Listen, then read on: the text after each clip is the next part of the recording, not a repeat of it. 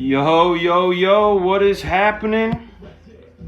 We're back, and in effect, the familiar sound of the Fragaboom beats, the comfy chair. You're not seeing me being Quentin Tarantino looking at the comments. That's okay.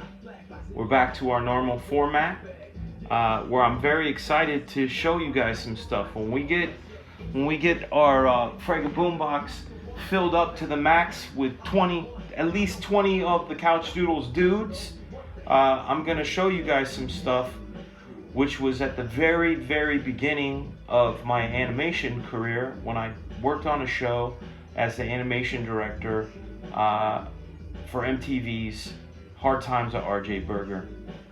Quite an interesting story how I got the job. Interesting story how I was able to take that job and run with it and have a career out of it. So I'm going to show you guys that stuff in a second. Let's see who's in the house. Paulus, welcome back. Welcome back, Rooster Punter. Chauncey Blakely. Biggity, biggity, boom. Number 2, man, you get pin number 2. I'm so stoked. I'll let the group know. Rodwell is pin number 3. Luke, how are you, sir? Hello again, Mr. Cisco. Mr. Milton, he's in the boom box. I'm shocked. I'm shocked at how many people did not grab that link and jump into the chat, into the live stream.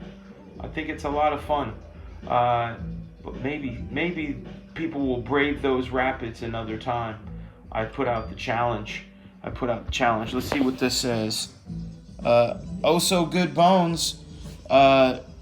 That's a company that I really love and enjoy. They make bone broths. They make chicken bone broth, duck bone broth, beef broth, pork broth, gut resuscitation broth. They make paleo soups, and they send them over frozen in some cool dry ice bags. And they go great. They're good for bases. They're good to just have as a snack.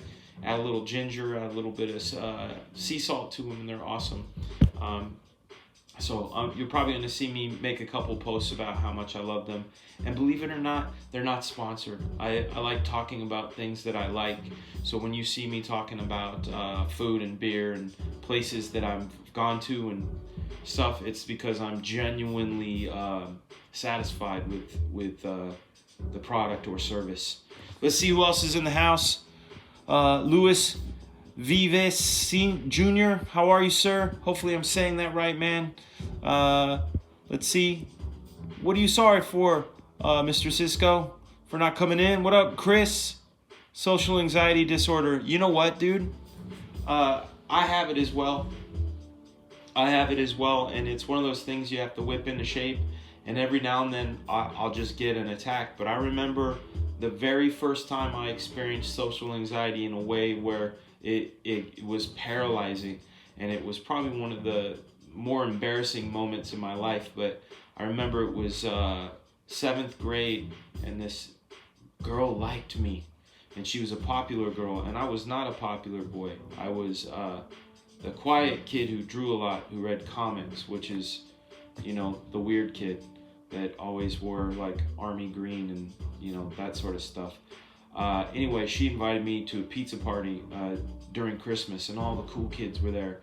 And I remember I was fine, and as soon as I got to the door of the pizza place, I got the most gigantic ice spike of anxiety going straight through my chest, into my stomach, and into my back, and I couldn't open the door. And she's like, "What's wrong with you?" And what can a 12-year-old do? I was 12, she's 12. I was like, "What's wrong with you?" Like, "I don't know, I can't go in." She's like, "Why can't you go in?" And I said, "I don't know why I can't go in." Now I know it's because of the unreal conspiracy theories that our own minds give us.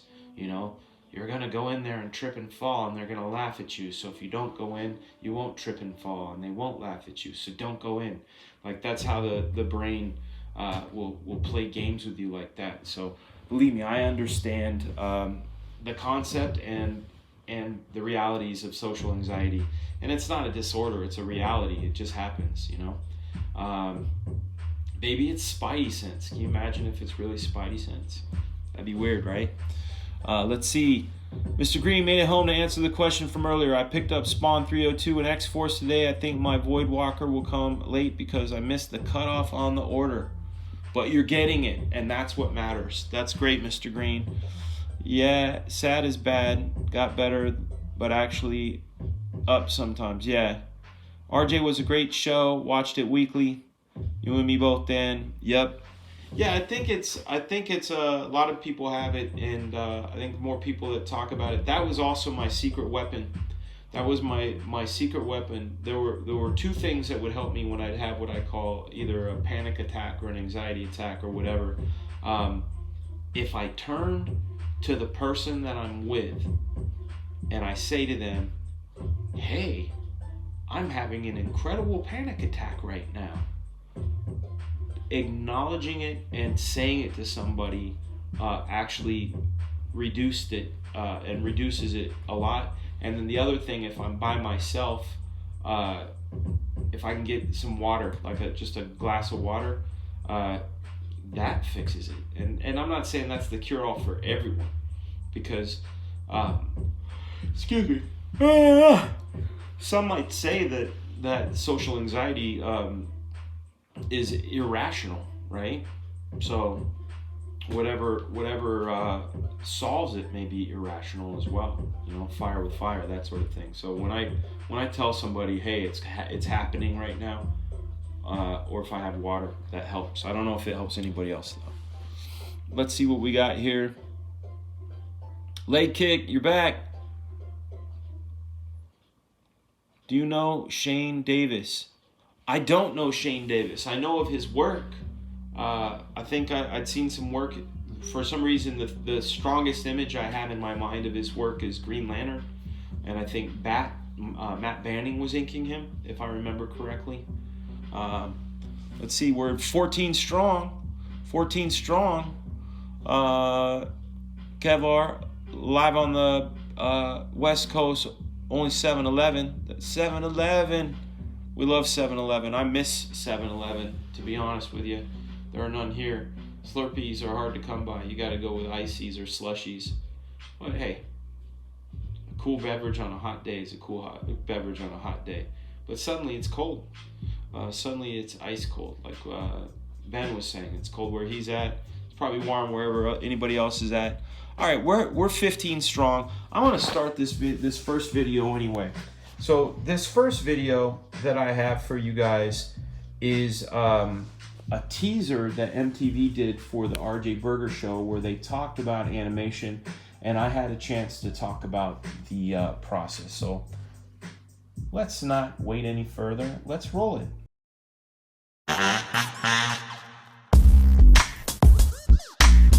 Part of trying to make this show have a signature style was putting animation in every episode. The style of that animation, we wanted that style to change from episode to episode. These are all from RJ's point of view.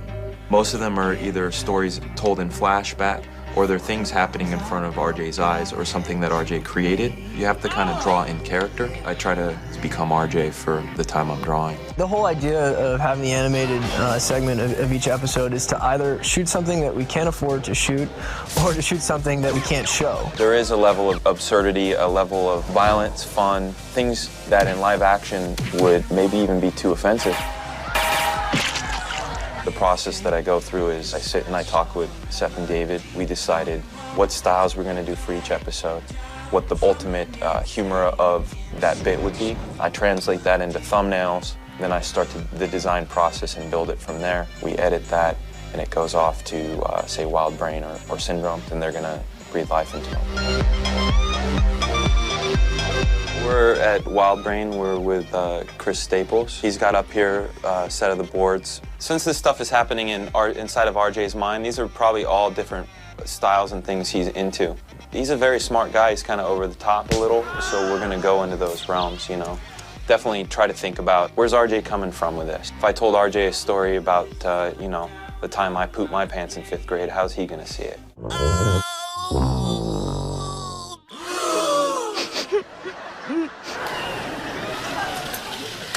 I'm Marge, and we're here at Wild Brain Animation Studios. MTV came to us with this short schedule. They came to us on Friday and said, on Monday, we need you to start working on this. It was a little intimidating at first, but once we saw what the project was, we got very excited about it. The big challenge and also the appeal for us with this show is that we're going all over the place in terms of style and in terms of production. I think it will actually open the younger generation to a whole new world of animation. First, they'll notice the difference in style, and especially with the compulsive information searching that goes on with the younger generation, they're going to want to know. I think this is going to stand out from the pack because there's nothing else out there like it. I also believe that our animation is going to stand out because I can't think of anything that as a series actually puts itself through the paces and does 12 different styles. It's an awesome challenge.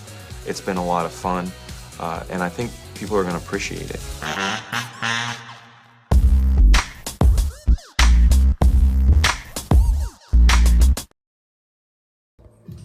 So there you have it. That was my very first job directing animation, and it was such a good time. And what was kind of amazing about this this opportunity is the way it happened. Back in 2005, I worked on a movie.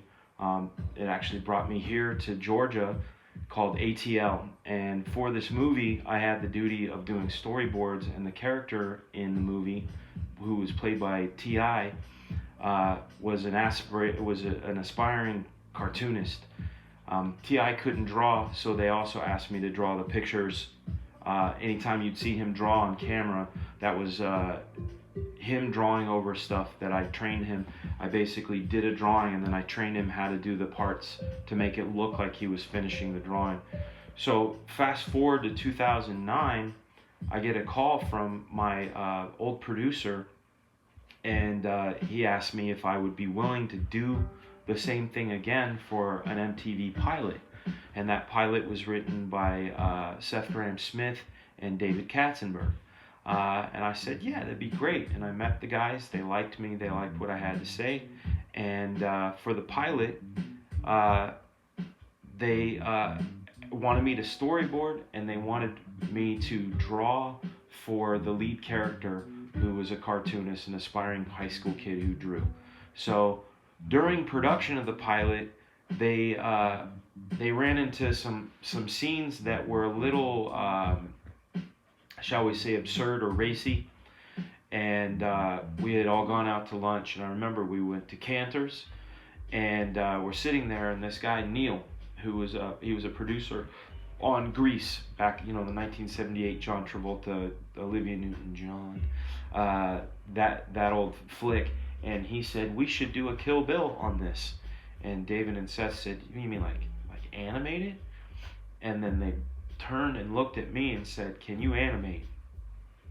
And I don't shy away from challenges too often, especially if it's something I believe I can do. So I said, okay, how long do you think the sequence is? They said probably about a minute. I said, okay, now we need to decide on a style. We decided on a style. That style was limited anime style animation. They gave me a small budget, and with that budget, I storyboarded it. I drew all the elements. I called up our Boombox Couchdoodles live admin, a colorist extraordinaire, Matt Yackey, to help me finish up and color some characters. He came in there and worked it out, and I hired a friend of mine who was fantastic at After Effects to come help me animate it. So we put it together, and they put it in the pilot. And let me show you. This is what we did. This is how it turned out. And before I jump into the clip, for those of you who are unaware of the show Hard Times of R.J. Berger, it aired on MTV back in 2009, 2010, and it was about a boy who was very awkward in high school, and his pants fell down during a basketball game, and the whole school found out he had a very large penis. So that is the premise of the show. So this clip right here is reflective of that. So here we go. Let's go. You have it. That entire bit of animation was start to finish done by 3 people. It was Matt Yackey, Dennis Shin, and myself. And what had happened after the pilot went through all the rigors that pilots do, it got picked up. And it got picked up for a full season. It ended up going 2 seasons. But what had happened, they liked the animated part of it so much that they included it in every single episode. And with that, they wanted every single episode to be stylistically different within the context of whatever story was being told. So Miles, RJ's friend, had a brother who had a burn on his arm, and he got it while he was in Iraq. So we went through different animation styles and arrived at one of a really good, just an amazing animated feature called The Waltz with Bashir. And so we saw that style. I studied that style not just for the aesthetic qualities. If you saw in the little MTV promo, you saw all the different storyboards look like they were drawn in different styles. I drew every single one of those by studying the style, asking questions not only about the aesthetic, like if you freeze frame and said it's these colors with this line quality, but also the style of camera work that was used, the vocabulary of each of those things was used. So they asked us, they came to me and said, we'd like to do this again 12 more times. We're thinking of a Popeye style. We're thinking of a Samurai Jack style. We're thinking of the style of the Dire Straits. I want my MTV Money for Nothing video. We want one that looks like a lipstick drenched James Bond theme. There were several. And so their proposal to me was very straightforward. They said, listen, we're going to give you X amount for the whole thing, all 12 episodes. We want you to do them all. You did such a great job.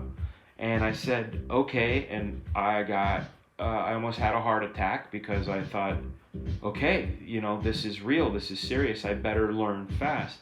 But then they showed me the schedule. The schedule was so tight because of the way they shoot TV. A lot of times they have 2 episodes shooting at a time. There was so much overlap in the schedule that I knew I needed help.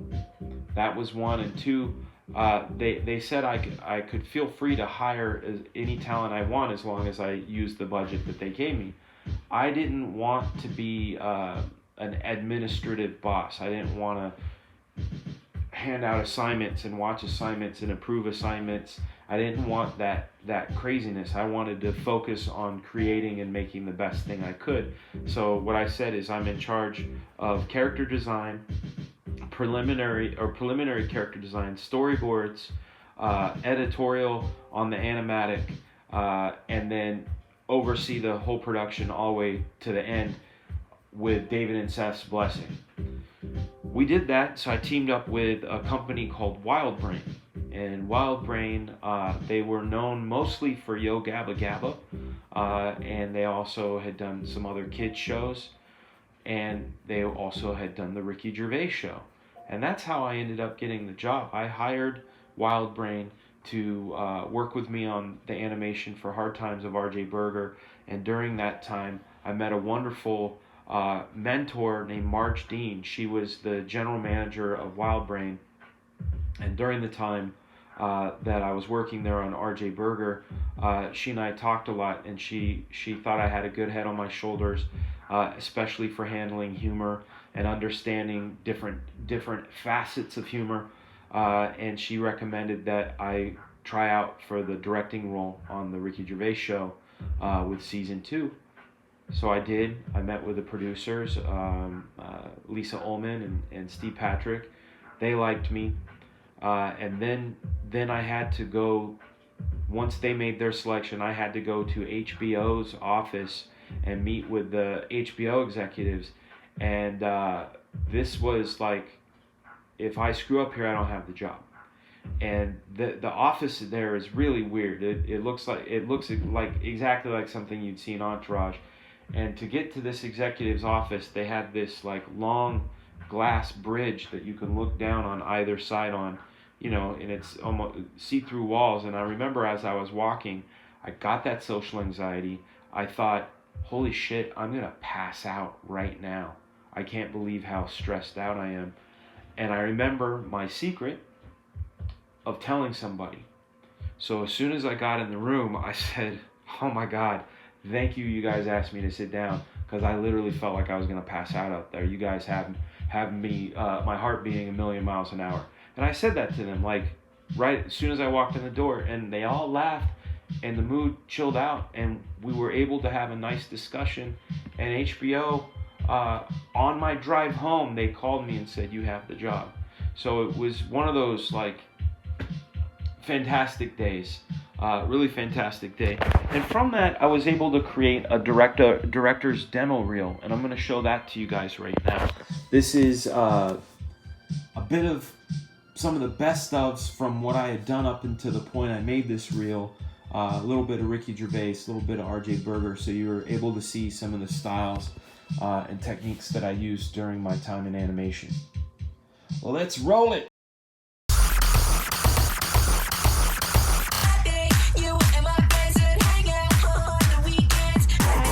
Never take your eyes off your opponent, even when you bow.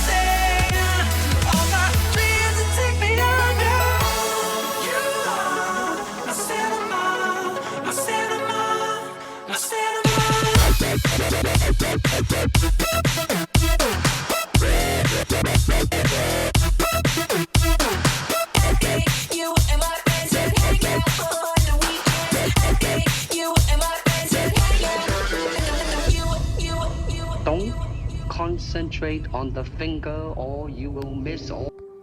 And there you have it. There you have it. It's fun watching that. I haven't watched that thing in a long time. Let's jump into the Fragaboom box and see what's happening. Got a question from Mr. Tony Joseph, if I ever pick up any Funko Pops. I have never picked up a Funko Pop because the only one that I'm looking for and can't find and want to find in the wild, I don't want to buy one online. I don't want to, go on eBay or whatever, is Doctor Strange. I am constantly looking for a Doctor Strange Funko Pop because that's the one I want. I've bought a couple for my kids. I bought one for my wife. The dragon, what was his name? Elliot from Pete's Dragon. I got her that one. Got her Rainbow Bright and Sparkle or whatever those things are called. Let's see. Are you taking suggestions? If so, Alligator Cyborg. That's a good suggestion, man. Has ever given you Fragaboom? Hold on a second. Metal Mover. That question that you retracted, I saw it. I saw it before you retracted it. The DK Felon story. How do you know about DK Felon, Metal Mover? That's what I want to know. Because DK Felon is the greatest MC of all times. I throw yellow snow at your girl. That was a line. He and I were battle rapping one time. And he literally opened up with, I throw yellow snow at your girl. It was over. I was defeated. Instantly defeated. A yellow snowball at my girl. How are you going to win? You're not. DK Felon. I don't know what a Magaboom. Make anime great again, boom? What is that? Please explain. Let's see. Great show, Dan. Great channel. Thank you, Metal Mover. That's very kind. How do you know about DK Felon? Who are you? Who are you, mystery man? This has me hyped for the Procreate 5 update. Dude, I have the beta and it's pretty awesome. The animation feature on it's really cool. And I want to do more. In fact, when it officially releases, because I don't want to go invest some time into full-on production, I'm going to start making some videos to post here on this channel. Have you ever heard of Warhammer? Yes, I have. And have you ever worked on anything fantasy-ish? Warhammer, I have. I had a buddy that used to paint the figures, and I just thought they were the coolest looking figures. Fantasy-related, Gear Station initially is a sci-fi fantasy book, so that was the closest thing that I had to that realm. But now working on He-Man, I think that's a little closer to the target. The anime style reminds me of a movie called Black Magic M66. My wife got Elliot, that's right. Mr. Sean Hill, very talented man in the boombox. Would you ever direct a show like that again? A lot of people don't know that when I left comics and went into storyboarding, that I went into directing, but after doing Prime Time with the Ricky Gervais show, I went into kids content. So I had directed a couple of pilots. I worked on a pilot over at Disney. I worked on another one over at Bento Box for Cartoon Network, and then I started working for Mattel, and I did several webisodes for Monster High, Ever After High, Max Steel, Hot Wheels, Enchantimals, and about maybe 12 feature-length direct to DVD. Well, they aired on Nickelodeon first, went to DVD. You can get them on Netflix now, but if you go on Netflix and search Monster High or Ever After High, you can see that stuff. That's where I put almost 6 years of my creativity into doing that, and so that I enjoyed it, but I'm really happy to be back doing storyboards and comic books again. The DK Felon story. See, you keep bringing up Metal Lover 1974, Metal Mover. I think you are DK Felon. I think you are.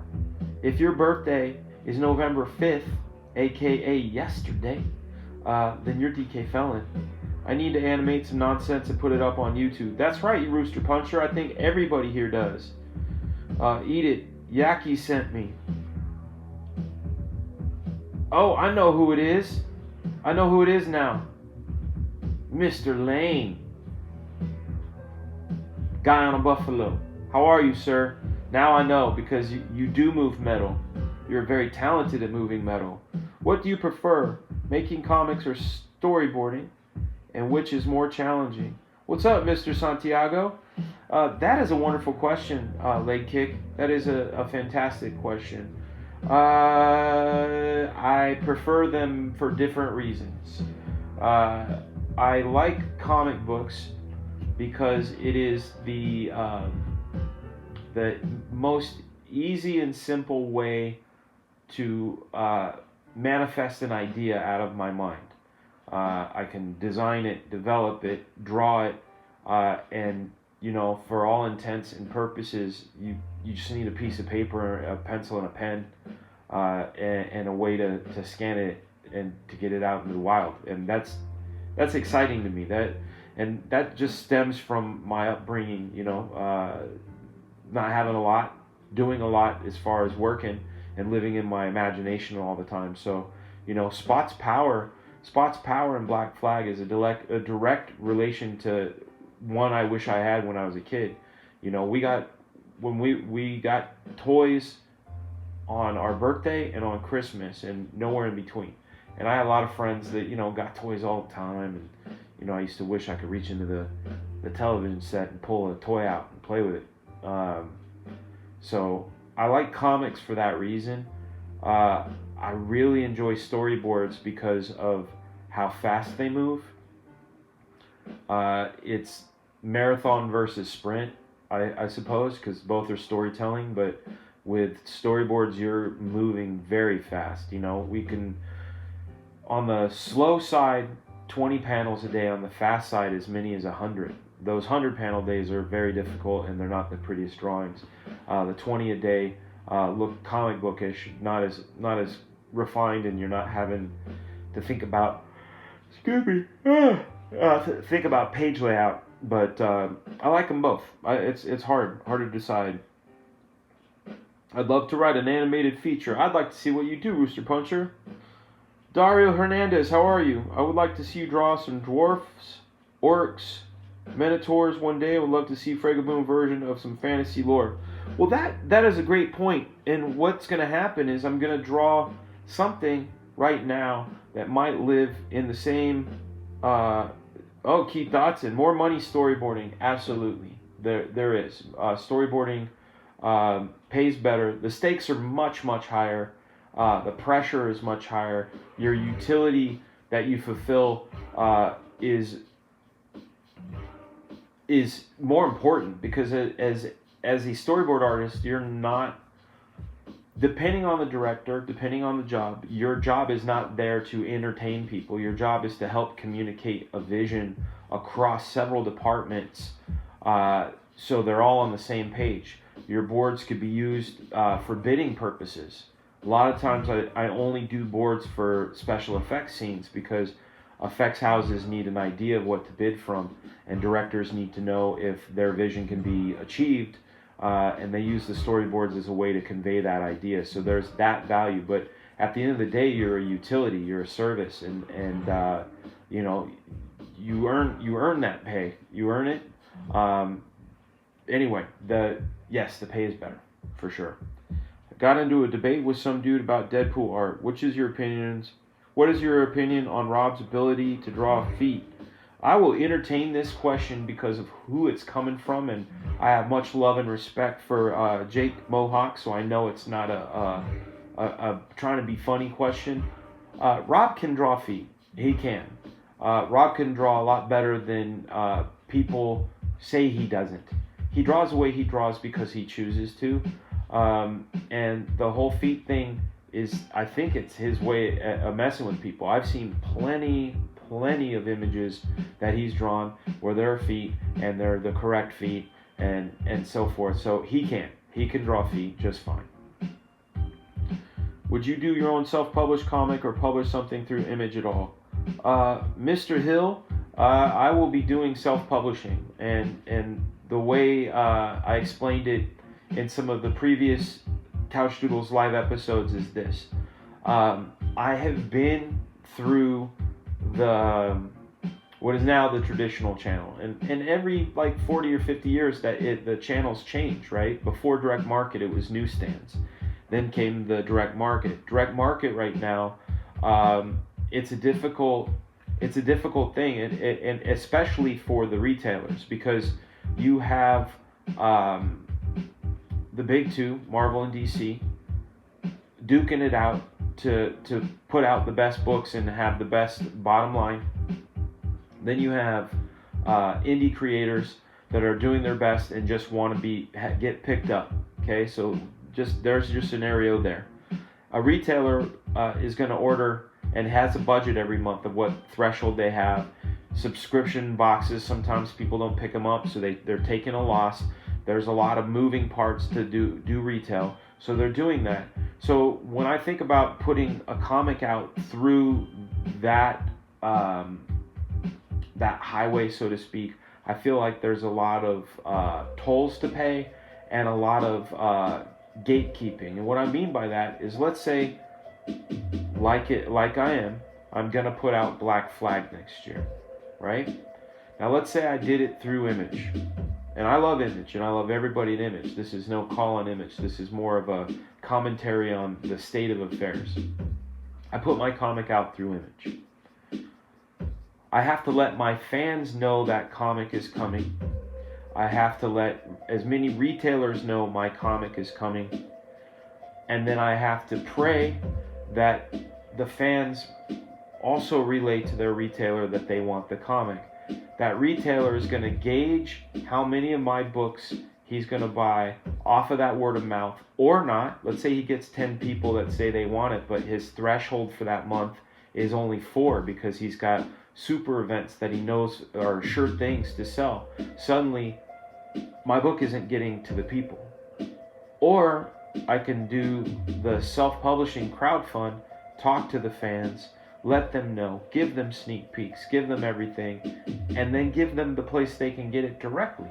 And to me, that seems like my book is going to get in the right hands a lot easier without all the in-between. So that's my answer.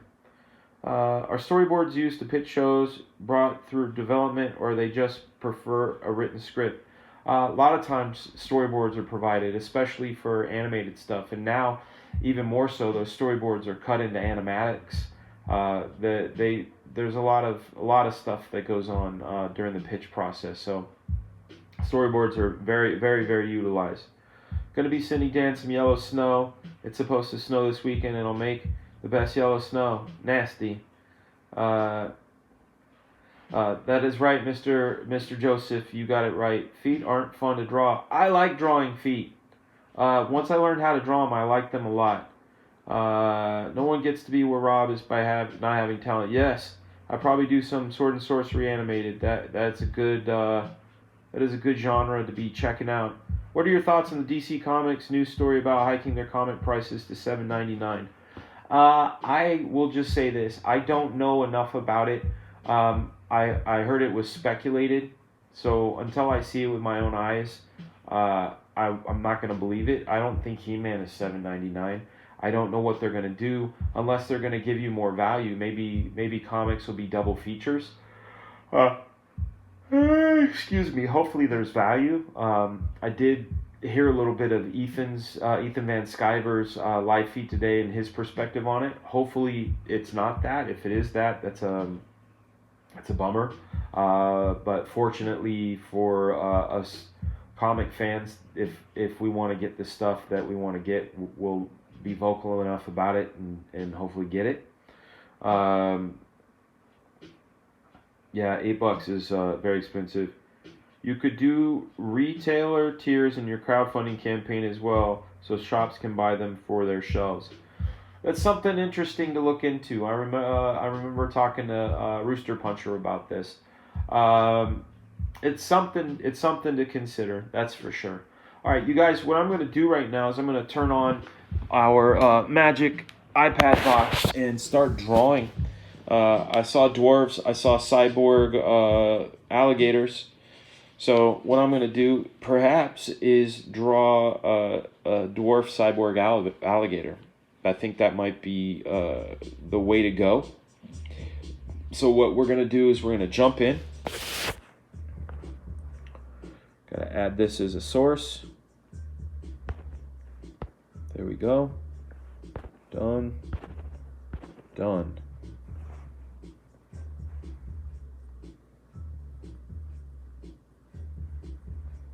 All right, we are in. We're jumping in. It's the Black Label line, from what I understand. Not all of their books is Matt Yackey. Yeah. All right, let's do this. So I'm going to do this without reference. So he's going to be a cyborg dwarf, which means his proportions are going to be as such. So what I'm going to do first is I'm going to draw a big... Why is this not working? I think maybe I need to plug in the... Yeah, the Bluetooth was off, that's why. There we go. Trying to draw, and the pencil wasn't penciling. Alright, we're back. Alright, so I see a big hammer shape here. I see a big alligator hand here.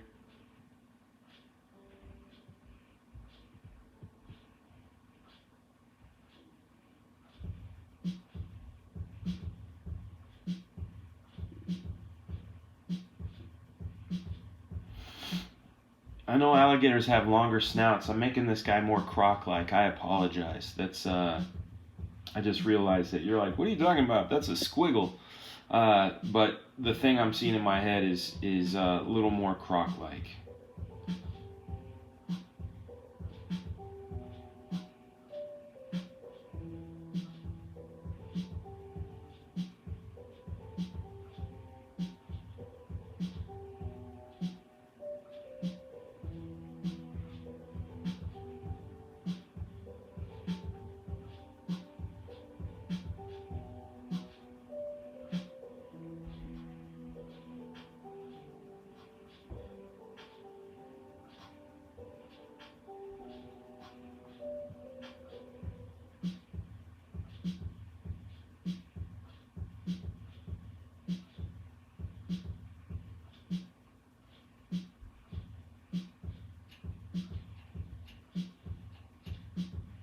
Here's that old contour trick I was showing you guys with the worms, how you can change directions of things like horns and such.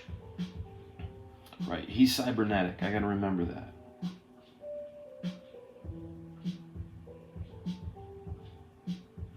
What it's really making me think of when I think of cybernetic alligator dwarf, I instantly start thinking about Time Bandits and those wonderful characters in Time Bandits. So that's kind of the vector my brain is going towards when I'm seeing this thing in my head. And we're going to draw this fast. And thank you guys for your patience earlier on the StreamYard thing and switching over. I got to think of a good way to make that work, but like I was saying, I need to find a way to make the system I have now, the current system, the one that we've been used to and enjoy. I got to do that. I know there's a way to get interviewees on. I have to pay more money.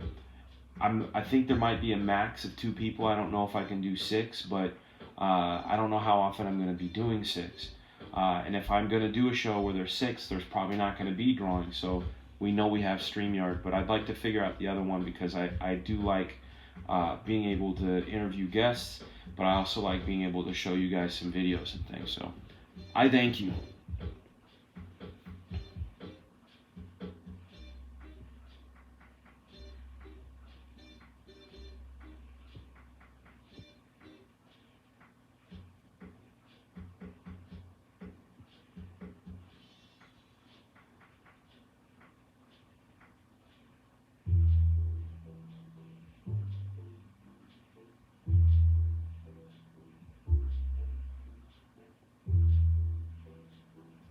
So I'm just thinking of this guy. I'm thinking of the texture on his snout, how it works, the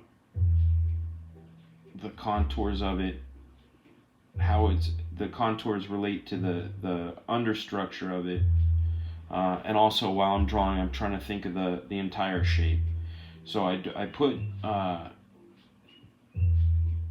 his teeth here.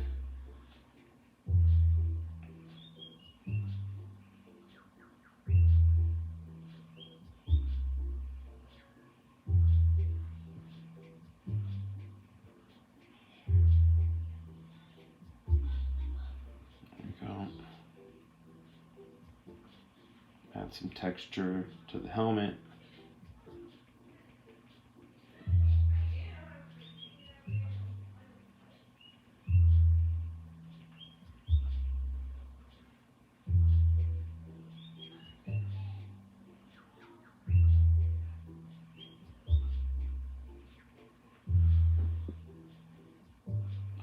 So again, going back to that thing, and I'm gotta find where I either read it or I saw it in something where McFarlane was talking about how when he came up with his look for Spider-Man, and he said he wanted to emphasize the word spider in Spider-Man, but also he was dealing with his recollection of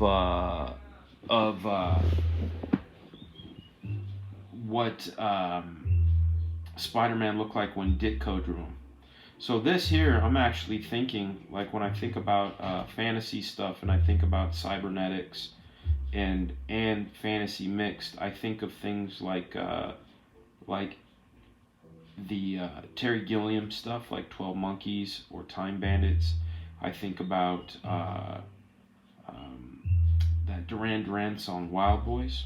You guys remember that one? And there's that music video where things were kind of Mad Max, but they also had this sort of like cybernetic, post-apocalyptic look to it, and I always thought that was cool.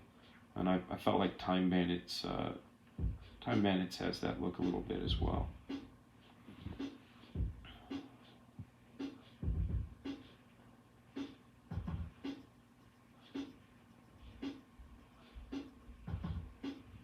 Gotta give him a sweet gauntlet.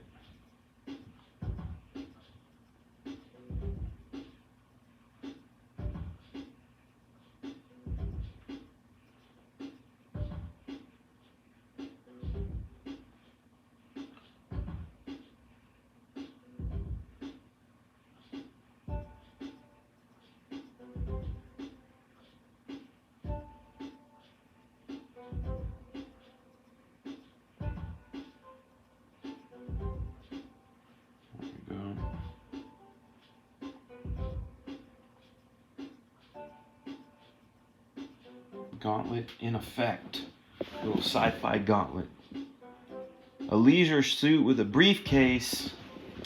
Nah, man. Nah, we've gone too far. We've gone way too far for that.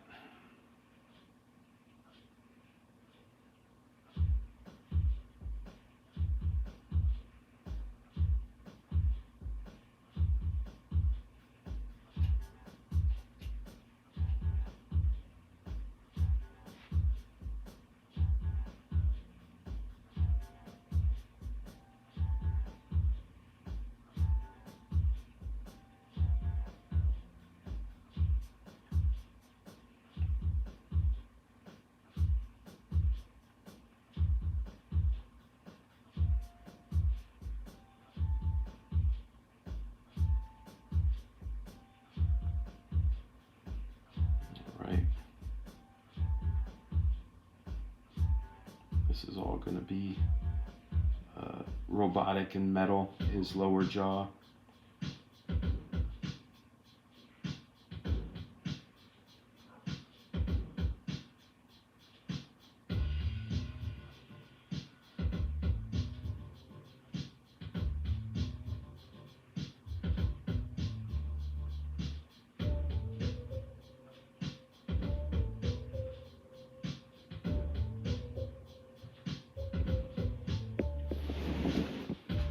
Cybernetic tail. I like that. I like that.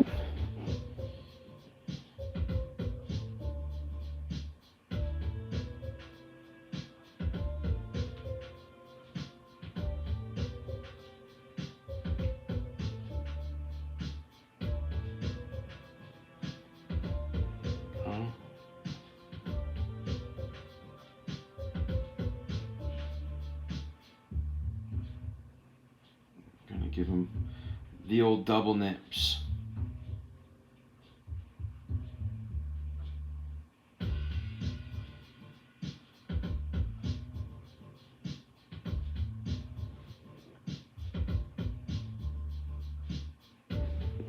Cybernetic tail, that's right.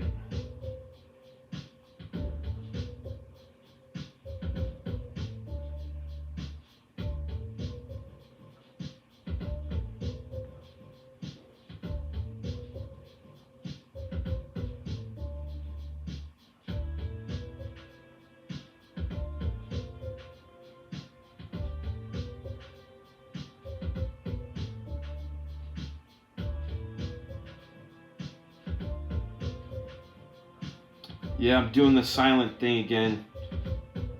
I always catch myself, but it's when I get in my head, I get real quiet. Hence the quiet weird kid in school.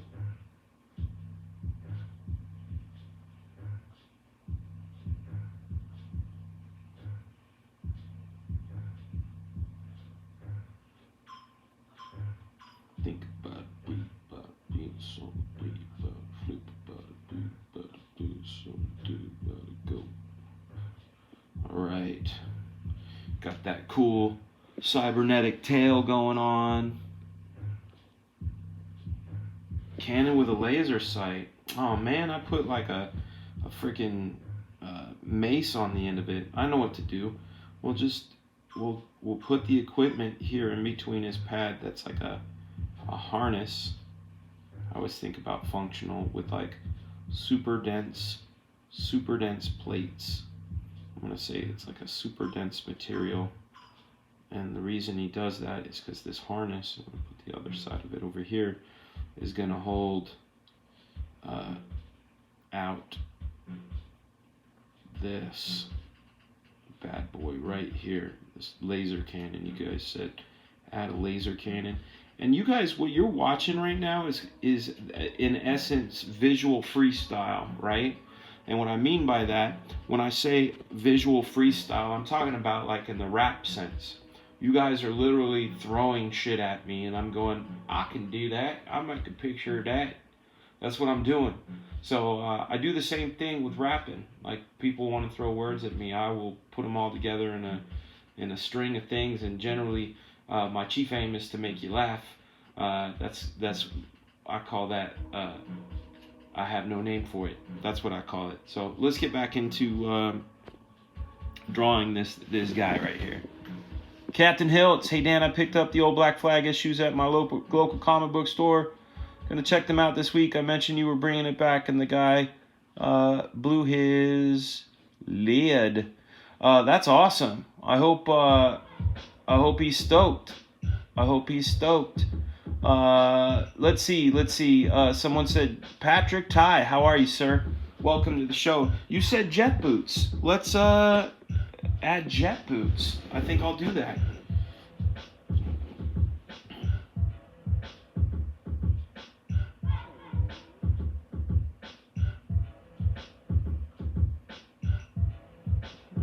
Well, I gotta remember to put the gun in. Hold on a second.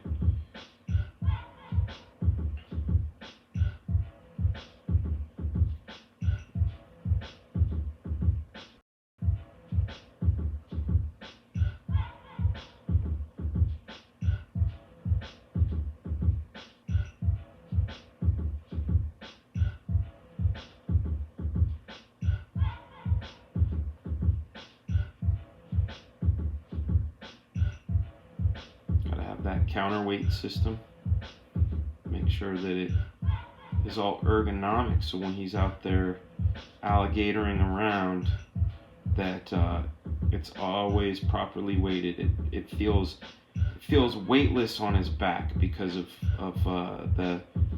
the extra weights that are making sure that he can do his thing.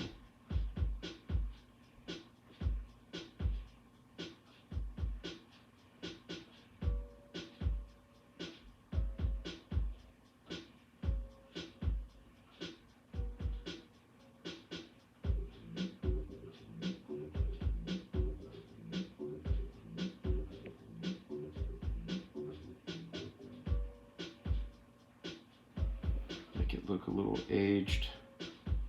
Add some rivets to this guy.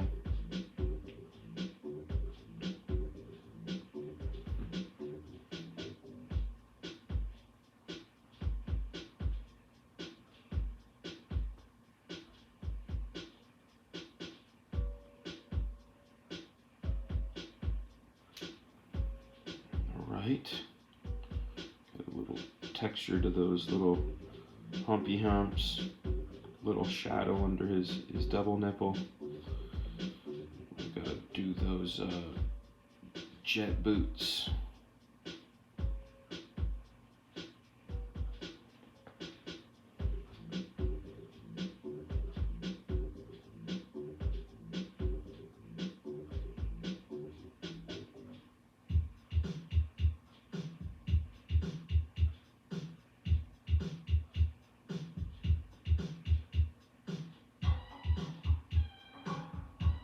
Propellers on them.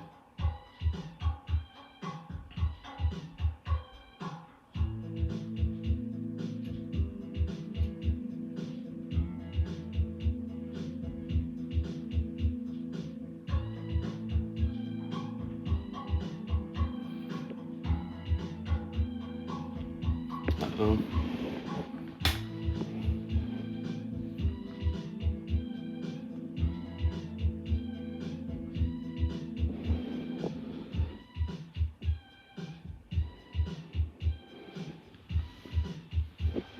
Let's see what else we got. The stream went off for a second.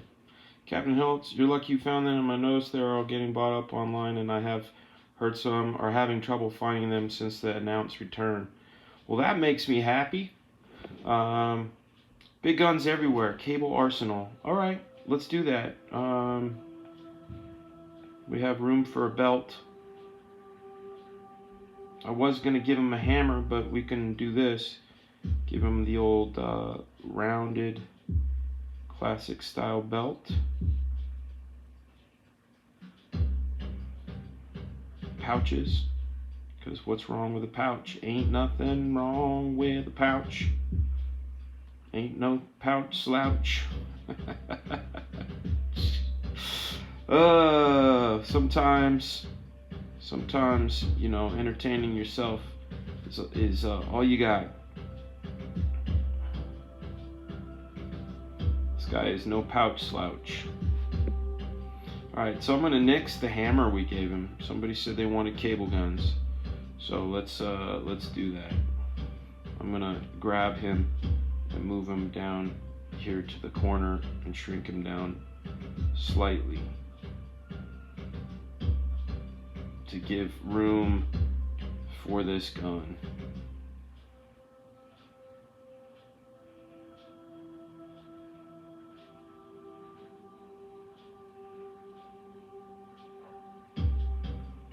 I always start with the handle, right?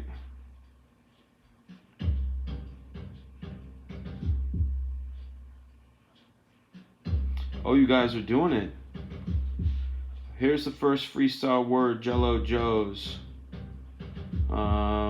Jello Joes, I got flows. The shit be picking out like boogers to the nose. Hoes be hoes, the ones I chose. Today I'm gonna rap about Joes, I suppose. Hoes. I don't know, you just gave me one. I need more than one. Here we go.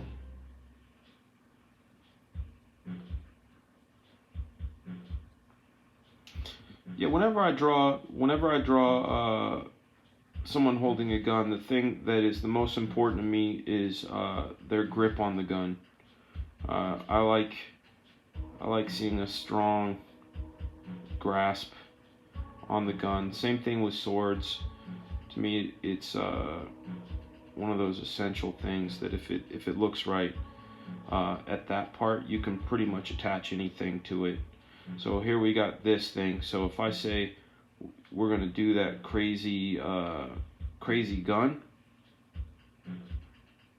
cable style gun as it was called, then here it goes.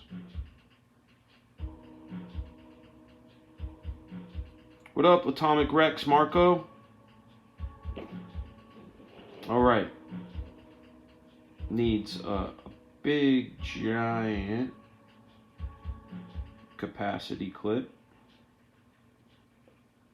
I'm gonna just change some shapes on it. Again, that handle's there. You can pretty much put anything you want on it. So I'm gonna put another sub clip over here.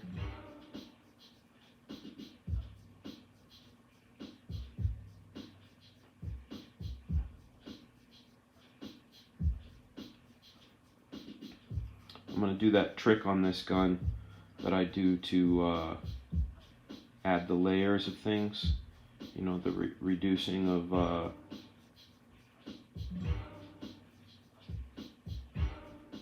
the opacity on the thing itself, so I can do things that overlap. So right now I'm thinking of like major shapes on the gun. I'm liking some of it. Some of it I think is a little off. Scope, because you know you need a scope, a place to put the gasoline.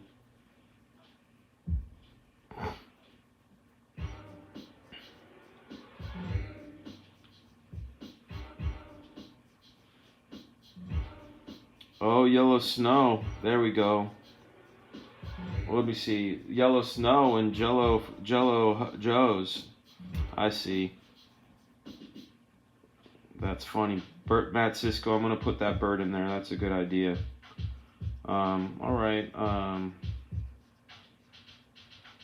I gotta say, hello, yo. Don't be throwing at me that yellow snow unless you want me to do a hell of a flow. When I get down, hell no. You wanna say hell no? I say hell yes, cause the Fragaboom be coming up, coming like the best. Shit off my chest. Yeah, it's a Tuesday. Nah, it's a Wednesday. Black and Blues Day. Who's hey? What you have for dinner?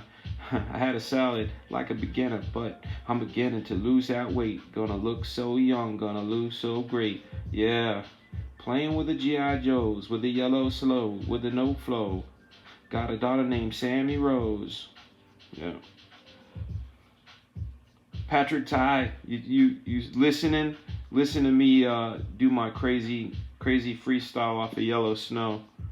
Couple bucks an issue. I'm happy to hear that it was only a couple bucks an issue. In fact, what I think I'm going to do, because a lot of you guys were asking about reprinting the Black Flag issues, I think what I'm going to do is I'm going to create a newsletter. I realize that newsletter is a good thing to have. That way it gives advance announcements and lets the people that want to know the when and wheres of things. And I think one of the things I'm going to offer when you sign up is a download link to a PDF of all of those Black Flags. So it'll be a collected edition as a PDF. So hopefully you guys would be happy about that. Toilet, Baklava, Pepsi, and Thunder. Oh, that's nice. Yo, okay. Alright, yo. You try to hit me with the words. Words, you'll spoil it. I'll unfoil it. Drop words like shit like toilet. Yeah, you ain't never heard of me. Spitting words like currency. My words are hot like lava. You like to wear that shit like baklava. Keep it down, move like slaka. What you mean like ho Chewbacca? Met me? No, give me a Pepsi. I'm in the land of Coke. You gonna have to wreck me. Yeah, way down under. Straight from Australia. Yeah, that thunder. Thunder, you wonder. There's underwear. Underoos, cause I got none's there. I got no there. Man, you gotta go with the yellow snow, cause I got some underwear, cause I go commando, ho. That's all I got. And that's sloppy. I know that was sloppy, but there's all your words. I put all your words in something very, very, very sloppy. But anyhow, let's get this gun all rectified. Like I said, I'm gonna reduce the opacity on it. Create a new layer, and you're gonna see me put like I like putting these like little they look like they're functional exoskeletons on top of my guns, so they look like they're super functional, like the shit could work somehow, some way. Keep making those funky ass hits like every single day. Let's see, the Black Flag Indiegogo Kickstarter. You're going to do a hardcover stretch goal. Hardcovers are so nice on the shelf. I love European comics with oversized 48 to 64 page hardcovers. You know, man, that's the thing is I am still up in the air with format, because the story I wrote has a lot of twists and turns, and like part of me feels like the format would benefit from coming out like The Dark Knight.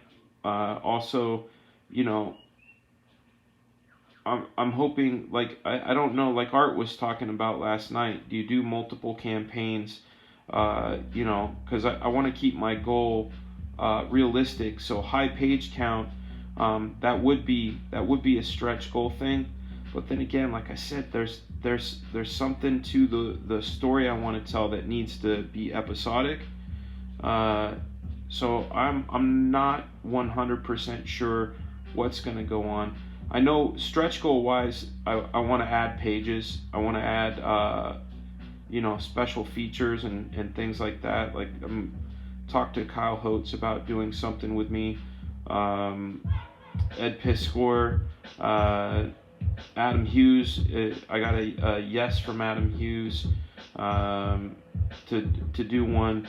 So there's things in the works that are like for sure's, but then there's a lot of things also that I'm still kind of up in the air on, like, is that the right route? Am I gonna do that?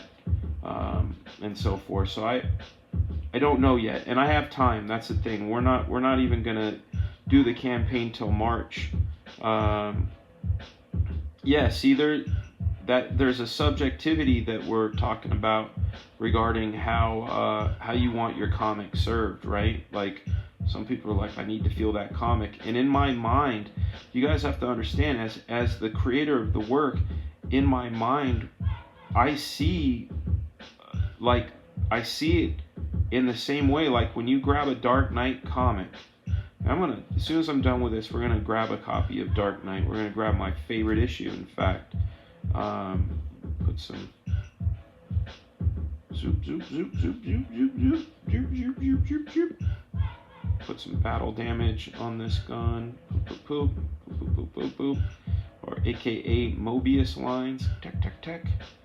Tech, tech, tech. And then, can't forget our little bird friend.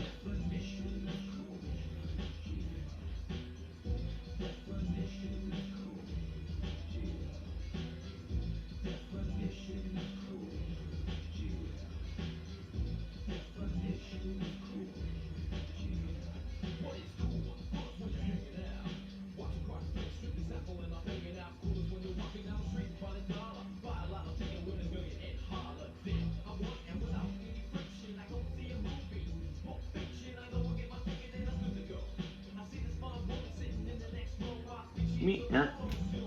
Meatner, meatner.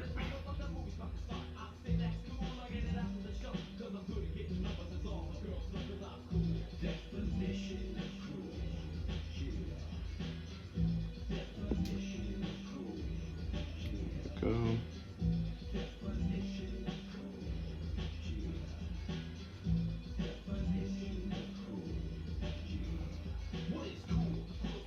There we go.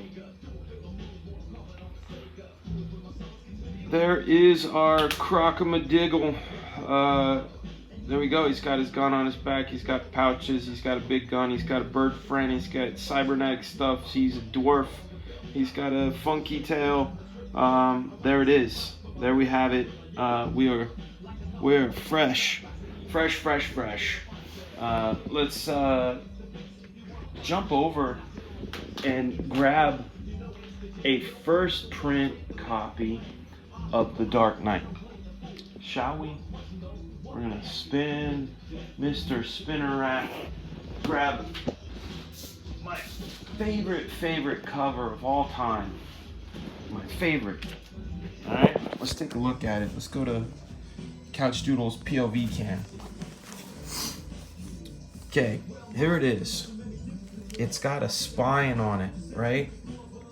Batman, The Dark Knight Triumphant. So it's got the name of the chapter on it, the people who worked on it,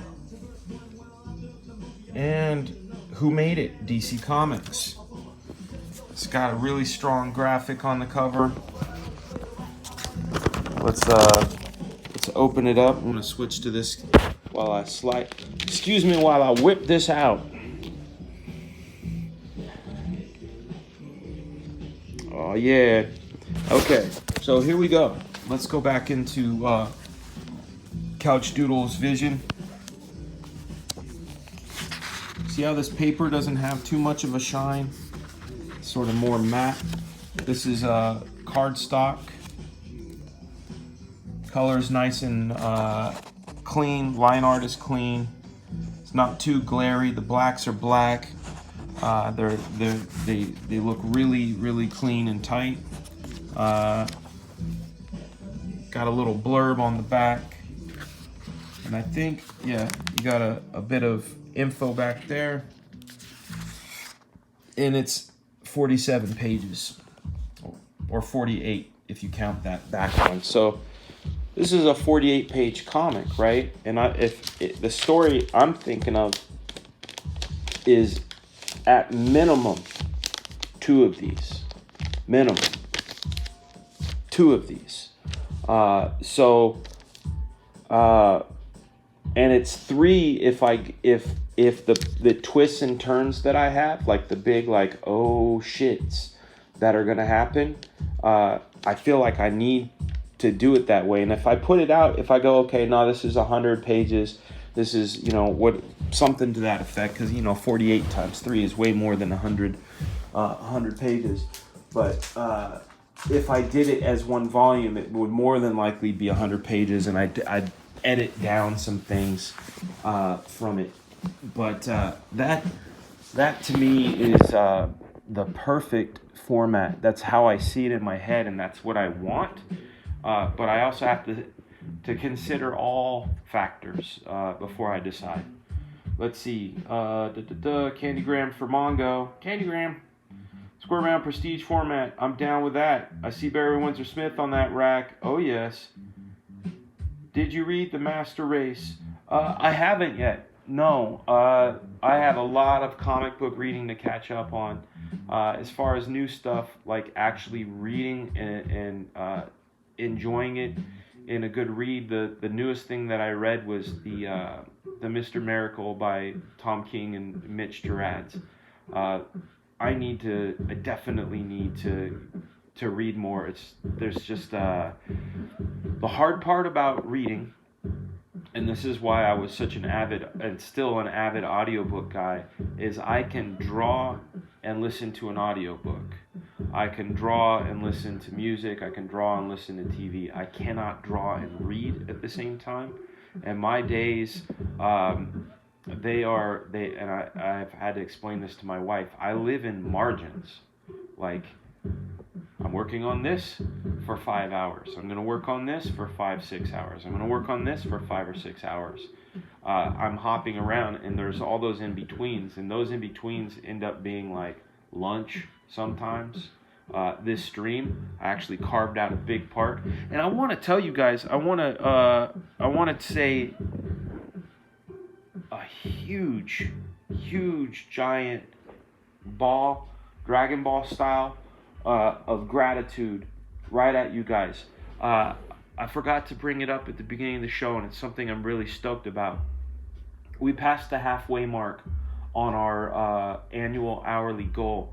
We hit 2,135 hours this morning. So we are more than halfway to that 4,000. I wanted to reach it by the end of the year. It looks like we might reach it even sooner than that. So I owe that to you. I want to thank you guys for that. I think it's amazing. I think when we hit that 4,000 hours, I'm going to see what I can do about making those dudes shirts and figuring out how to make those available, because I think it's awesome. It's awesome. So thank you very much. Let's see. That's cool. I didn't buy Dark Knight Returns when it came out. I got the paperback. Yeah. See, I was a buyer of the book when it came out in '86, because that was my sweet spot. I first comic I ever got, I was around 7, but I didn't get bit by the bug. Comics were everywhere. Every kid had comics, and they were kind of like, oh, you have a comic, cool, whatever. But I got hypnotized by comics when I was 11, and Dark Knight came out when I was 13, and never the same. Never the same. I'm not familiar with Black Flag. Will you be willing to talk about my story? Patrick, I will tell you what Black Flag is. I cannot tell you the story of Black Flag, the upcoming one, other than to say it's a continuation of what happened in the previous books. This is what I'll tell you happened in the previous books. Black Flag is a team that they're here to protect our world. They're here to protect the Earth one world at a time. Okay? When I say that, they're here to protect the Earth one world at a time. What world? What do you mean by that, Dan? I'm saying the world above, the world below, and the world we know. So they're facing threats from space. They're facing threats from the devil, the subterranean devil, and and all things metaphysical, and the ones we know are gangsters, ninjas, threats that are physically here now. So they're an agency that handles things much like the Avengers, but they are more of a misfit team. You have a big giant purple gorilla who is a failed military experiment. Once he became sentient, he escaped and sought refuge, and Black Flag is a place of refuge. Emoto Industries has been a place of refuge. An alien from another world named Rascal, running from people who took over his world, came here to Earth. He took refuge in Black Flag, so he's a shapeshifter. He has a time slip disc that allows him to travel through different portals that kind of like Mr. Spot or Dr. Spot, I don't remember his name, from Spider-Man, where he could take a spot off his body, throw it to you, take another one, and the one that's by your head, he can take this one and put his fist through it and punch you in the face. So that's him. There's a guy named Raiden, who is essentially a Doctor Strange type. He's the Mystic, and he handles all things mystic. We have a girl named Geisha. Her real name is April Emoto. She is the daughter of Yoshi Emoto, who's essentially the Tony Stark of our world. When he was killed, she took over his company. So she has plenty of training as one of her father's bodyguards, but also has had to take over the business. We have 2 kids, one named Spot. Spot has the ability to reach into a magazine and take, if there's a hamburger ad, he can take the hamburger out of the magazine. He can reach into a television and grab a beer. He's underage, so he shouldn't. Bubble is able to create force fields around herself or around others that are impenetrable. We have a set of villains, a guy named Dojo. He runs the Dojo Yama clan for all intents and purposes. He is my Kingpin character. I always talk in that sort of way because they're touch points that people understand. I've got another character named Hellfire, who is essentially the devil, a Mephisto character. He wants the world to burn, and the way I have hell is that hell has 2 rulers. There's one named Fillmore Filster, who is all about pleasures, gluttony, lust, sloth, all of those, what I call sins against yourself. Even though a lot of times I wonder, like I've had debates. I'm a Christian, and that may turn some people off, but I'm a Christian, and I still have debates about things like premarital sex. Who's that hurting? Or if you want to eat until you explode, who's that hurting? Like I have questions about it, and I realize maybe there's 2 devils. Anyway, that's who gives 2 shits about my beliefs, because I'm not gonna push them on you. But the main thing is there's that, and there's the battle for who rules the earth. And in one of my particular stories, we had this sewer creature that was running loose in the sewers, a guy named Gills. He was eating people, but there are other things happening with him. Our character Hellfire happened to get a hold of this thing called a Gulkin coin in issue 4. This coin will allow the person who possesses it to have ultimate authority to shape the realm that they're in. So there's that, but it needs a partner a partner artifact in order to work fully, and it's called the Tavares Tapestry, and that is in issue 1 of Black Flag. We see Spot running with it through hell. So a lot of the things I've mentioned to you will find their way into the new series, but again, I don't want to give you guys too much, because there are, like I said, a lot of really fun surprises that are going to happen. But that's my nutshell. Let's see. Black Flag is the story of a little Swedish girl going through a special time. Yeah, well, yes, yeah, I am special. Hey, that monkey thing sounds a lot like Cygor from McFarlane. Oh, you. The truth of the matter is Cygor and Todd, if Todd ever sees this, I don't care. In fact, I was watching something with him where he says, you know what?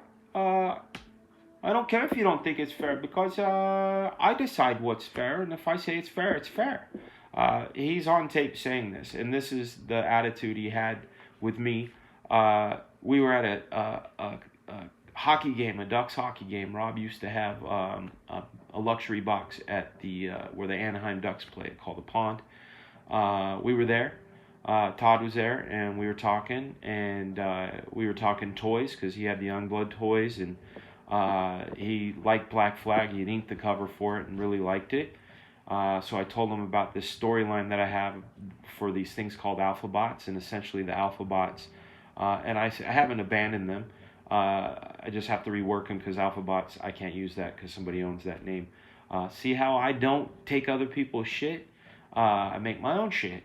So Alphabots are essentially vehicles. Like Geisha will have a motorcycle that when she rides it, she can jump up and it'll form an exoskeleton around her. So she's now wearing her motorcycle. That motorcycle can jump off her and become an assistant robot. So something like almost like an avatar that fights next to her, and then it could also form together with the other people's Alphabots to become like a Voltron.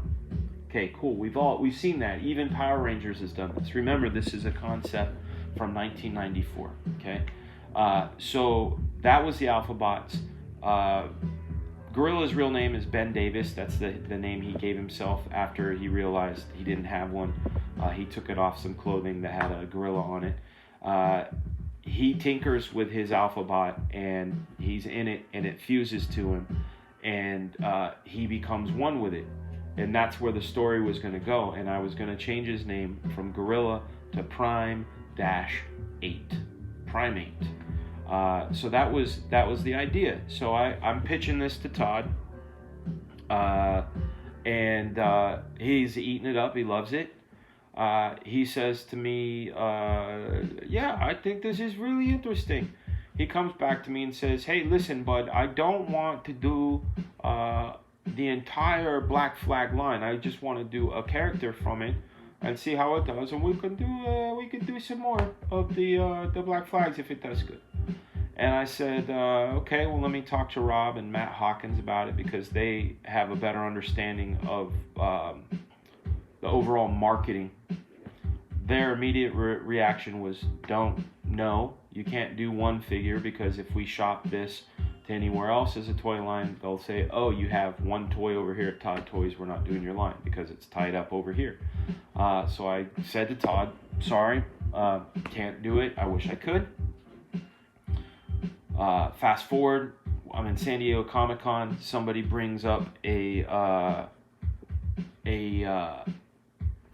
toy magazine. I don't know if it was Toy Fair. It was a toy trade, and there is a sculpt, and it says Prime-8.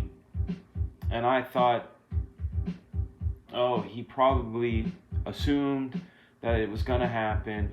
Put that out. It went to press, and simple misunderstanding, whatever. So I called Todd and I say, hey man, this toy thing is running I think you might have sent it off before we reached an agreement. And he said, well, but I did some digging, and you don't own the name, you don't own robots, you don't own gorillas, you don't own gorilla robots, so Prime-8 is my new character. And I was floored, to say the least. You got to know he's still a hero of mine. This happened, 20 almost 25 years ago, 24 years ago. And I said that's not fair. He said, okay, well, you can sue me. Just know that I have more money. So that's that, right? And I basically hung up the phone and knew that I was powerless. So that is the story. Oh, and this is what happened. And I felt very happy about this. Marvel had bought Malibu Comics, and one of the comics they had bought was a comic called Prime. So they sent him a cease and desist on the name Primate under the understanding that he can't call anything Prime-8 because it'd be like calling something Hulk-11. So he killed the name and changed it to Cygor. And the Cygor character, not his origin, just the idea of it came from this brain and not that brain. And I don't care if he sees this. I'm not mad at him anymore. He and I talk. We're friendly now. I consider it water under the bridge, but I will definitely tell the truth about it. And that's the Cygor story. So hopefully you dug it. And like I said, I don't care.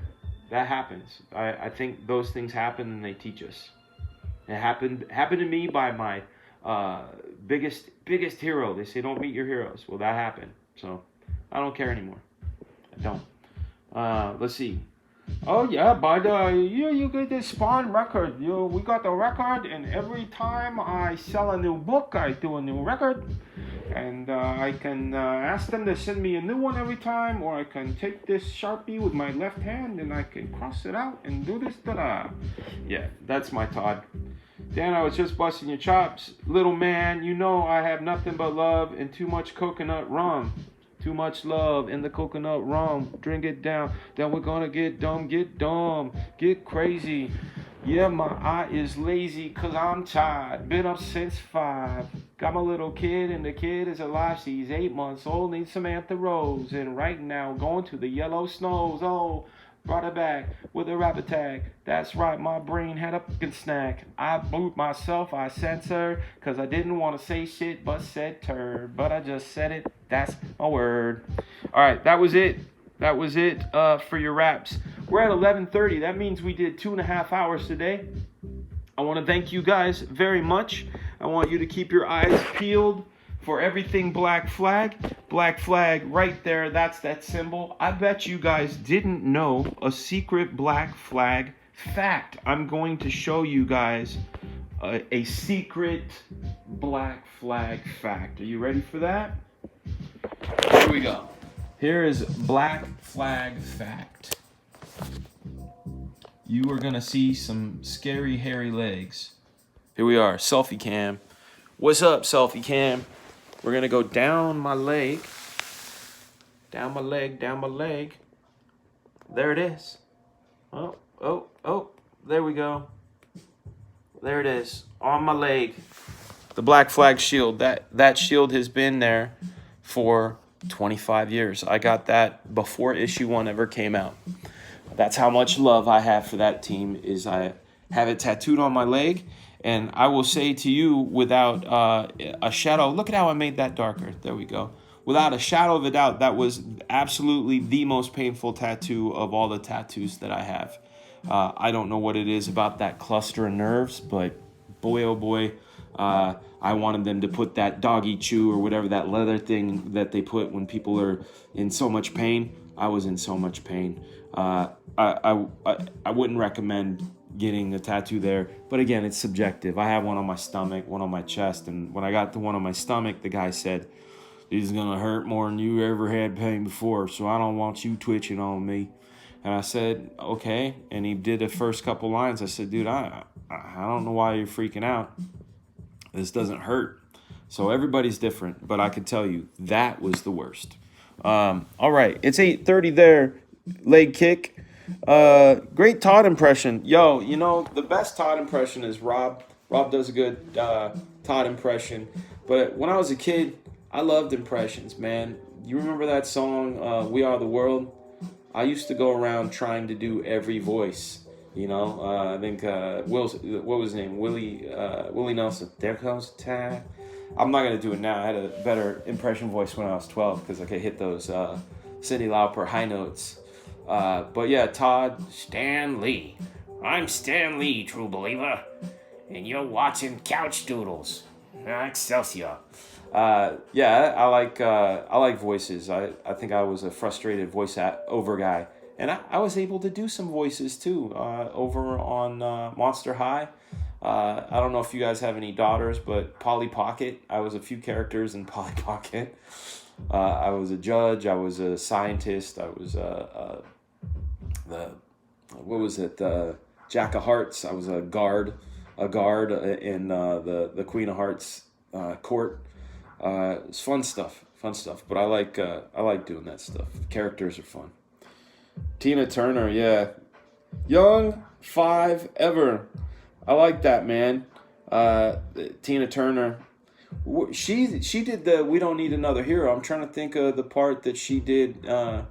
When you're shining out and seeing the hope in all. If you just believe. That's Michael Huey Lewis. And of course there's the Bob Dylan. He looked like he was having such a hard time. I love that gif. I mean, they played that We Are the World so much back in the day. Definitely don't tell them your ideas. Yeah. Revenge is the sweetest when served 20 years later. Metal Mover, 1974. Amen to that. That's just it, you know. And I wrote Todd. About a week and a half ago. And I just told him, I said, hey, I'm bringing Black Flag back out. As you know, he already said he would do a ink cover for me if I brought it to Image. I turned him down. So I turned him down because I have different plans, but I did give him first rights to the Black Flag toys because that's the kind of guy I am. I will extend that olive branch and see if it'll happen. There has been no response, but that is okay. Big love for the man. Big love for the man. All right, Elton John. There's so many Elton Johns. There's the Don't Wish It Away, don't look at it like it's forever. I can't do them right now. At the karaoke bar I can, but yeah, there's certain songs. Like I guess that's why they call it the blues. I could do that one okay. Hold Me Closer, Tony Danza, the one where he sings about who's the boss. I can't hit those notes. I just can't hit them. And I don't know why he's singing about Hold Me Closer, Tony Danza, and Don't Let Your Sun Go Down on Me. And those are weird songs. I like them though. Big Elton John fan.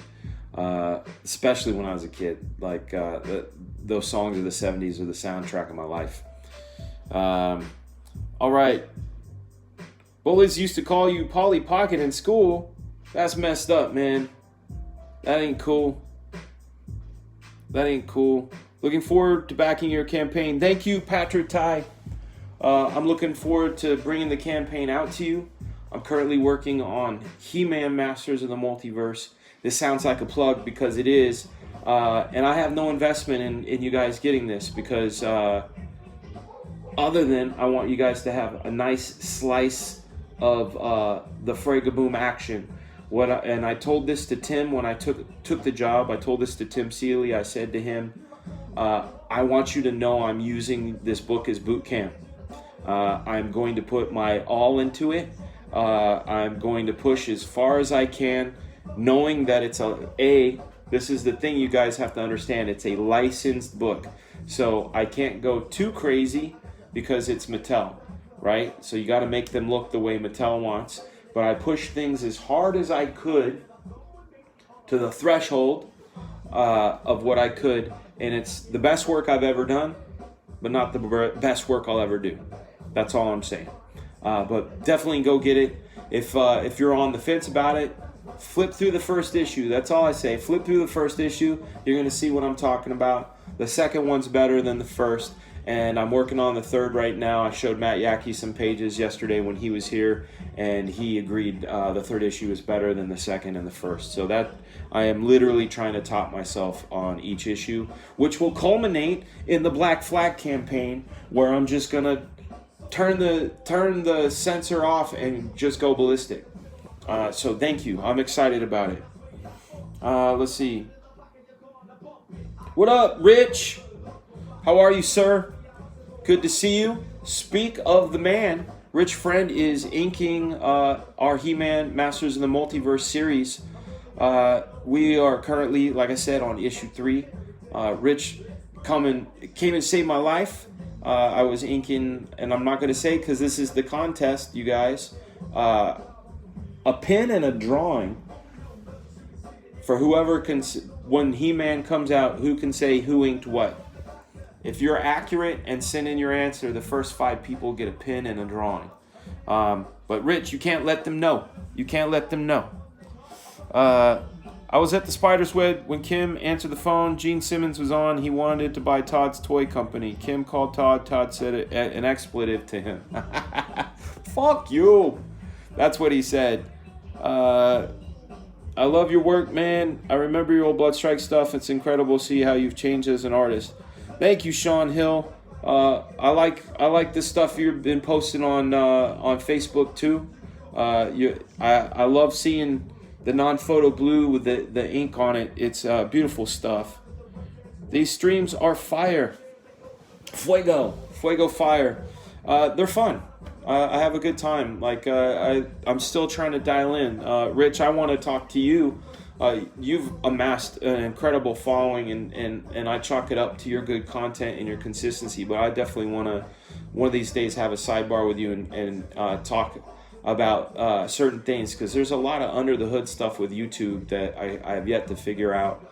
And also the multiple services for streaming, like and in fact, Rich, I want to get you on one of these days. I'm asking you officially in front of the Fragaboom box, aka the dudes, if you'd like to come on. We had Art to Bear on yesterday, and he came on and he promoted his projects and talked about his history and how he got into comics, how he ended up at Marvel, Extreme, working with Jim, working with Todd, or not Todd, Arthur, with Art Adams, with Rob.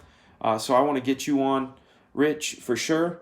I think it would be a good time, there's a delivery problem this week. New comics tomorrow is what my store said.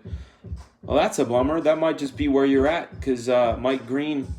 This is what I know about comics, because I worked at Diamond. Before I moved down here. I was working at Diamond Comics. I worked at the Diamond Comics distribution. And what happens is the printers send all their stuff to Diamond via air. And back in the day, most comics were printed out of Canada at a place called Quebecor. They came out of Canada, Quebec, and they would fly them in, and they'd come in these things called avians. Those avians were taken in by guys like me, one hand truck at a time. We would grab a store's list, and we would do polls. They go, okay, 100 X-Men, 100 X-Men, pow. 30 Spider-Man, and we would fill that store's box. What could have happened with your store, because you're up there in Washington, I think you said, up by Seattle, SeaTac area, it could have just been something in regionally. That might be the deal. Oh man, you're asking some crazy questions. Young 5ever, who was the most difficult character to do on He-Man?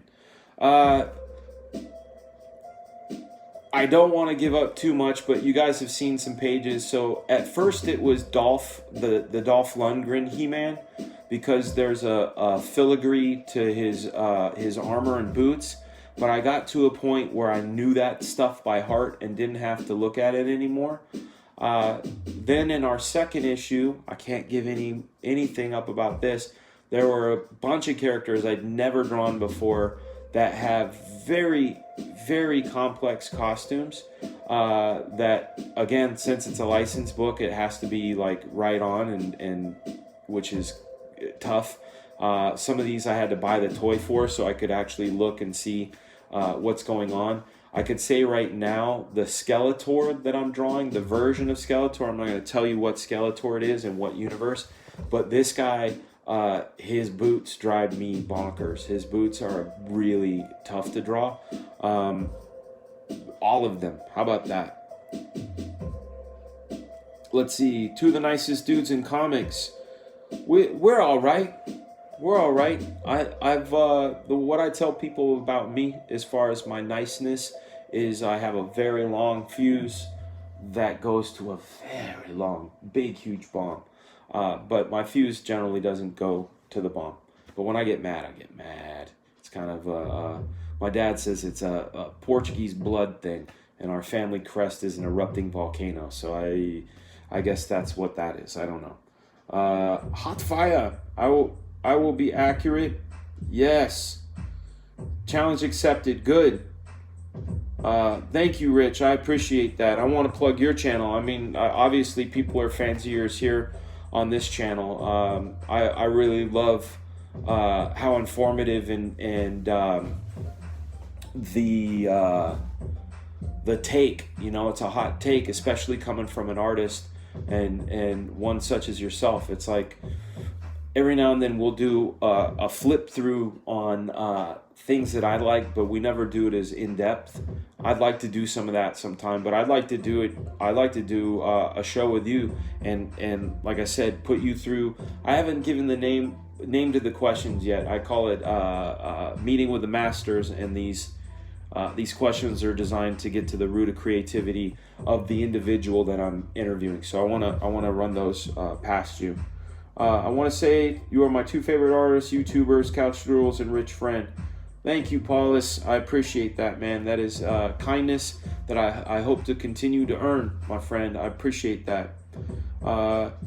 These streams are like getting the couch locked at your buddy's house. Every time I see the Hulk signed by Todd in the spinner rack, I want to lean up and grab it. This guy right here.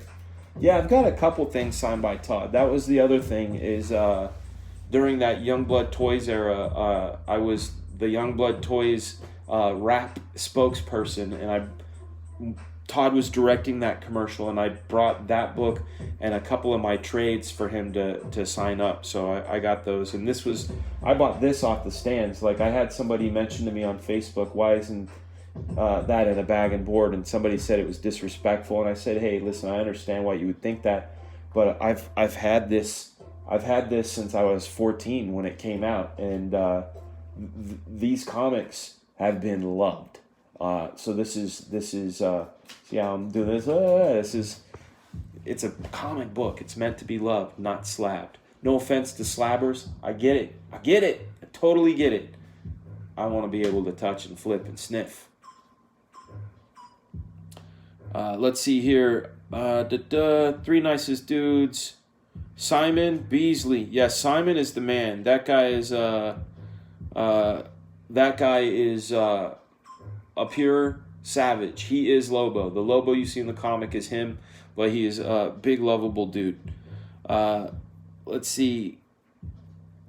Yeah, the getting couch locked. That we had Cloud City at my old place in California. We called it Cloud City, and it wasn't after Bespin. It was because you were flying high through the clouds in Cloud City, and we would have music playing and Spider-Man on the television. Mountain Dew was flowing, beer was flowing. A lot of people were coming in and out. It was definitely a good time. Definitely a good time. Well, Rich, this is my house, but this house is open. Earlier today we had I'm learning StreamYard, and I put the link out everywhere. I wanted to invite people to come in and chat. My wife was like, are you sure you want to do that? You know, what if it's somebody who wants to troll you? I'm like, then that'll be fun too. Like, why not? But I'm down. But no, dude, you're a homie, you're a co-collaborator, you're incredible artist, incredible insight. So you need to be on. So we'll try to set a date. We'll try to set a date. I want to spin a rack so bad. I'll tell you, man. I told my wife I wanted one of these, and she bought me a magazine rack because she didn't realize that there was something called a spinner rack. So she bought me a magazine rack, and every time I put a comic in them, they slouched over because they were just too wide. And then I showed her the spinner rack site, but I didn't want to offend her by buying one, even though she bought one. So what I did with a buddy is I worked out a trade. He has a really fun show and wanted to give out some prizes, so I gave him a bunch of my Couchdoodles sketches, and in return he gave me one of these. They go for about $300 on their site, but they're everything they say they are. They're whisper quiet. They hold a bunch of comics, and I'll tell you, man, like if you think about Matrix and those columns of people that are like a battery, that's this for me. Like when I go, if I'm feeling, and I'm never not creative, but if I'm feeling like, oh, I'm so tired, I walk up to this rack, and sometimes I try to get a little shorter to pretend I'm 12 again, and I just spin it, and I look, and it feels like I'm being charged up. There's something about it, and that's why I put comics on here that fuel my fire. I don't think there's a single one on this rack that isn't deserving. In fact, here's a new one. I don't know if you guys have seen this comic. It is the Fantastic Four Grand Designs by Tom. I'm not sure how you say his name. Scioli. I want to say it right. He's on Ed Piskor's show a lot. I got my Youngblood #1. Gotta love that. Got to see that happen in real time. Let's see what we got. Don't try Amazon or Google. Go to spinnerrack.com. That's where you go, spinnerrack.com. I only want to slab the stuff I get signed. I try to remember to get a read copy. Yeah, you know what's crazy is there was I own one slab comic, and it's like a 6. It's not great. It's The Death of Gwen Stacy. It's Spider-Man 121. That was the very first back issue I ever bought as a kid with my own money, and this is 1985, and it was on the wall, and it was something like $40 or something. It was really pricey, especially for 85, and I was determined to mow lawns for it. Anyway, I have no idea where it was, so I was at a show, and I saw it slabbed, and I was like, but the guy, this is the great thing, the guy, when you buy a slab, gives you a reader copy. And sometimes he says if it's a really hard to get expensive book, the reader copy is a reprint. And so it happened to be a reprint, but it was so cool that I could get it. Because that's why I never got into trading cards, like baseball cards, is I just felt like there was two sides to it and one and done, and when you put them in the sleeves, I just felt like you weren't enjoying them. So I think that's a great idea. I'm going to treat myself one next year. Yeah, man. What does that say? What do you mean smoking the weed? Smoking the weed? Yes, in Cloud City. I'm going to treat myself good. It tempts you to grab one. Yeah, they do, man. And like I said, you can't hear it. It is whisper quiet.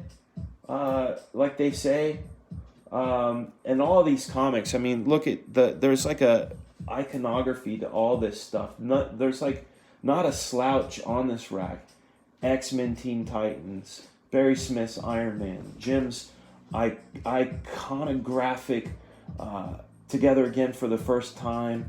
I even put Cyberfrog up here, and some people get a little miffed about it, but I think Cyberfrog is a landmark book. I really do. I've got Seven to Eternity down here. I got one of my own books down here. That's because I want to be cool and hang out with the cool kids.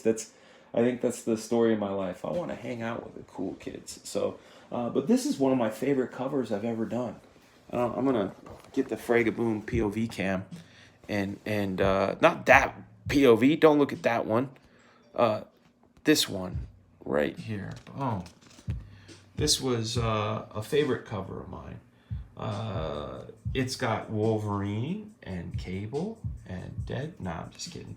That's what everybody says that sees it that doesn't know Bloodstrike. But this was one of the ones that I had penciled and inked, and Matt Yaki colored it, and I did everything. I even did the logo. I think the only thing I didn't do was the image eye and the price, but hand lettered that logo because I wanted the Shogun robot to be coming up against it and smashing it, a la Hulk 345. because that's the kind of guy I am. Even with all the story I told you about McFarlane, I still love him. I love him. He was my first love. I still have big time love for Todd. Let's see here. The Mandarin issues. I've got 2 Stan Lee signatures. Let's see. Hold on. Going back. Makes you want to grab Jim Lee X-Men. Yes. Which issue is that? 258. No, this is 268, but I think you probably meant that. Drawn and Quarter is on. You should compete again, and Rich should compete sometimes. Nah, you know what, man? I have fun with it, but the thing is if I go on Drawn and Quartered, we try to do the double stream, and it was just kind of a sticky mess trying to keep both going. And I'd rather do something here. And you saw me draw our crocodile robot and stuff. I mean, maybe I'll probably do it again, but I got such a long list of other things to do. And no offense to Mike and the gang, I think they're awesome. I just I got other shit. I got 2 Stan Lee signatures on a New Mutants 98 signed to Slab this month. Excellent. Only Slab ones that'll go to my son. When I'm dust is New Mutants 98 at 9/8. The Mandarin issue, it's been a while since I flipped through that one. Yeah, that Mandarin issue is a classic. That's Jim during his Kevin Nolan phase. It's good stuff. Really good stuff. I want to see them all. Rich, you gotta come to Georgia and hang out, man. Let's see. Favorite comic off that rack? Dark Knight #2, without a question. Because of the feels it gives me. But if you want me to answer like my favorite comic, and I have a reprint of it up here because my original is in a box, it would be this guy here, Avengers Annual 10. Probably the finest comic ever made, with Doctor Strange 55 coming in a close second. But this, I mean, there are shots in here that are like unparalleled, like this Cap coming through the wall. But I'm gonna show you this quiet moment, and I had a discussion with Michael Golden about this a couple months ago, and I said to him, "What compels you to do what you do so thoroughly?" And he says, "Just doing my job, man." I said, "No, you're going above and beyond. This isn't just doing your job. Look at me zoom in. It's about as close as I can get on the X mansion here, or sorry, the Avengers mansion. But look at the attention to detail on the shrubbery and all that. But then this is the thing that blows my mind. And Rich, this probably will explain a lot about why I detail shit so much. If you look at this doesn't have to be this thorough, right? It's the Avengers sitting around, Butler's making tea, but look at the design on the tea cart. But this is my favorite part. The Beast is reading a book with his feet, having a pound cake, sipping tea in a very nicely designed cup, and I don't know what he's reading. This is a little blurry, but there's drawings in the book. And this is one panel out of a 3-panel page. It didn't have to be that crazy. But anyway, this is my favorite drawn comic. My favorite comic though of all time is Dark Knight. Untopped. Let's see here. What, no flaming carrot? Sorry, man. I like Bob, but I never read it. I want to read 7 to Eternity. That one's a good one. I got the t-shirt. Did you do the cover traditionally or digitally? I did it 100% traditional. Pencil, ink. Pencils were traditional. Inks were traditional. I did it with 104 dipping pen and a Japanese deleter pen with Talon's ink. And I have it. It's not in this room, but I'll pull it out one of these days and show you guys. 7 to Eternity is a great book. Opinio is one of the best. He sure is. Yeah, it's great. I think he's inking microns. Hey, Rob, you don't own gorillas. You don't own robots. Sue me.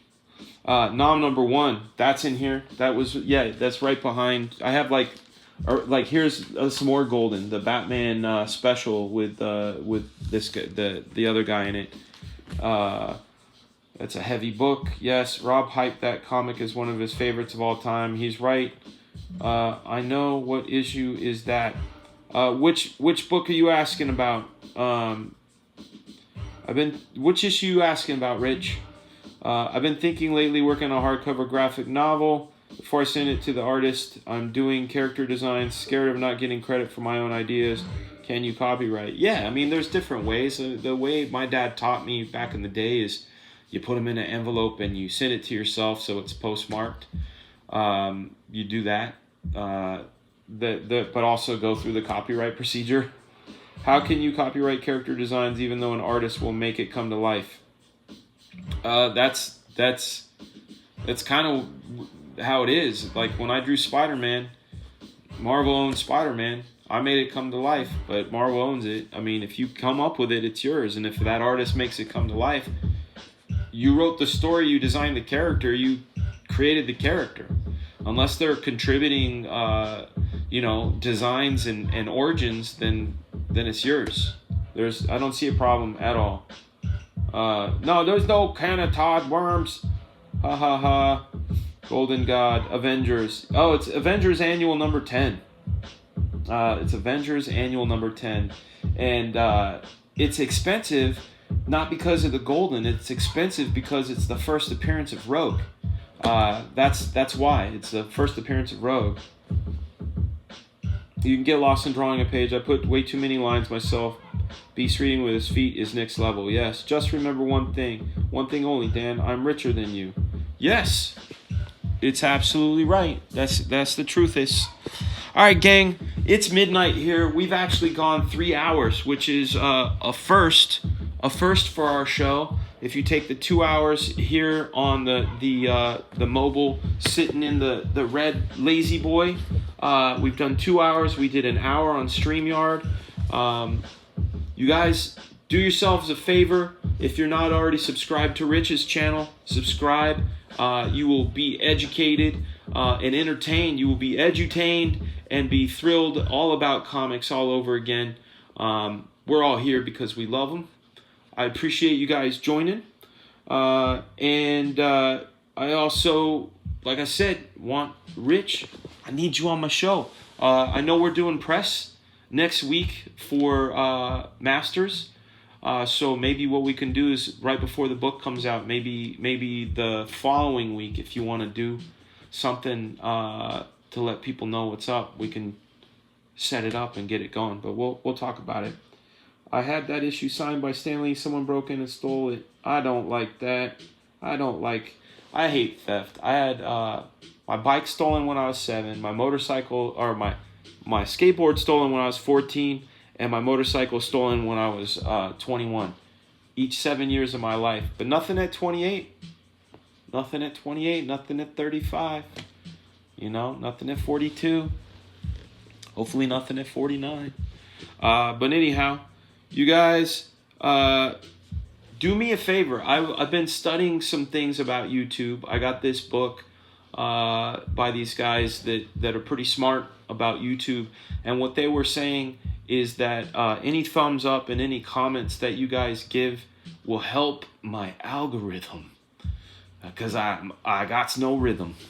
Help out that algorithm. You guys have been helping with getting those hours up. Like I said, as of this morning, we were at 2,135 hours, and about 91,000 of those of those minutes came from Inktober and you guys joining. So kudos to you. Thank you again. But please put some comments out there if you want to win a pin. We're going to do a new one. And it's the same as yesterday's, but a little different. Instead of saying Fragaboom, just say Black Flag Returns 2020. If you can put it in at least 3 chat windows and take a screenshot with Black Flag Returns 2020, send the screenshots to me with your address. You will get a Black Flag pin with a number on it. There are 50 of them. Numbers 1 went out to Jason Bascom. Number 2 is going out to Chauncey. Number 3 is going out to Rodwell. Are you number 4? Are you number 4? And if you are subscribed, please do me a favor. I don't want you guys missing out on anything. Hit that notification bell. It'll go ding dong. Couchdoodles is on. Time to have a good time. All right. So, no, He-Man, Paulus, He-Man is the 20th. And next week, Rich and I, we've been asked to do some interviews and such. But the week after that, we will. So I'm thinking maybe the 18th or 19th, we can do something. Ain't no rhythm like an algorithm. Busting nuts because I'm shooting him. All right. I'm getting a little loopy. I've been up since 5 a.m. So it's time for me to close my eyes and get up at 5 a.m. again. Yay. That means 5 hours of sleep next to an 8-month-old baby. And, you know, thank goodness for a crazy mind. You guys have been watching. Oh, you're asking on Facebook or YouTube? On YouTube, on Facebook. In fact, if it's Facebook Live, do it. And in fact, here's the bonus. Here's a bonus. If you put Black Flag Returns 2020 and Todd Make Black Flag Toys in Todd's streams as they're going, take a picture of that. I will give you 2 buttons. Bam. All right. I'm going to go. Hey, it's No Nut November. You heard me rhyming algorithm with jism. That's funny. I got him, fill him like a schism. Hism, bism, algorithm. All right. I'm tired. You guys have been great. Thank you so much. Hopefully see you again tomorrow. Got to come up with something fun to do. Rich, gonna get you on the show. I'm excited about it. We have a lot of history together. You with Wildstorm and your experience and working with Petty and just the awesome history and talking shop is gonna be a good time. You guys be well. Thank you again. You've been watching the Couchdoodles Live. I've been your host. I'm Fragaboom, comic book veteran of 28 years. Overall crazy man. Be well.